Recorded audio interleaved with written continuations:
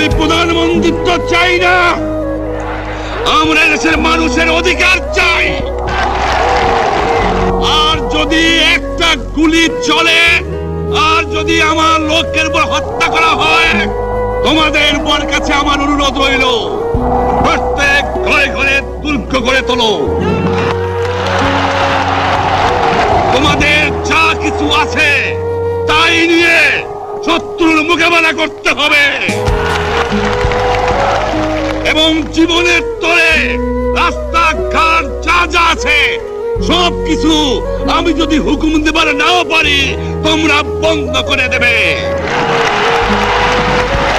তোমরা আমার ভাই, তোমরা বাড়াকে থাকো, কেউ তোমাদের কিছু বলবে না, কিন্তু আর আমার বুকের পর গুলি চালাবার চেষ্টা করো না,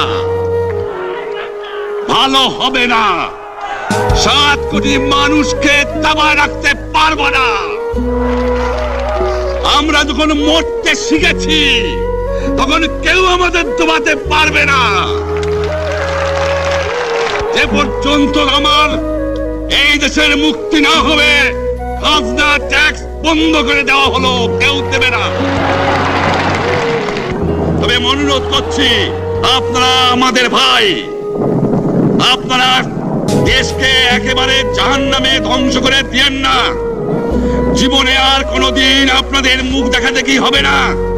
যদিও আমরা শান্তিপূর্ণভাবে আমাদের ফয়সালা করতে পারি, তাহলে অন্তপক্ষে ভাই ভাই হিসেবে বাস করার সম্ভাবনা আছে। সেই জন্য আপনাদের অনুরোধ করছি, আমার এই দেশে আপনারা মিলিটারি শাসন চালাবার চেষ্টা আর করবেন না। দ্বিতীয় কথা, প্রত্যেক গ্রামে, প্রত্যেক মহল্লায়, প্রত্যেক ইউনিয়নে, প্রত্যেক সাব ডিভিশনে আওয়ামী লীগের নেতৃত্বে সংগ্রাম পরিষদ গড়ে তোলো এবং তোমাদের যা কিছু আছে তাই নিয়ে প্রস্তুত থাকো। মনে রাখবা, রক্ত যখন দিয়েছি, রক্ত আরো দেব, এই দেশের মানুষকে মুক্ত করে ছাড়বো ইনশাআল্লাহ। এবারে সংগ্রাম আমাদের মুক্তির সংগ্রাম, এবারে সংগ্রাম স্বাধীনতার সংগ্রাম। আপনারা আমার উপরে বিশ্বাস নিশ্চয়ই রাখেন। জীবনে আমার রক্তের বিনিময়েও আপনাদের সঙ্গে বেঈমানি করি নাই। প্রধানমন্ত্রিত্ব দিয়ে আমাকে নিতে পারে নাই, ফাঁসি কাজটা আসামি দিয়ে আমাকে নিতে পারে নাই।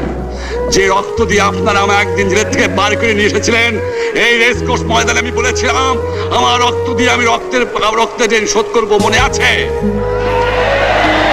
আমি রক্ত তোমার জন্য প্রস্তুত। আমাদের মিটিং এইখানেই শেষ।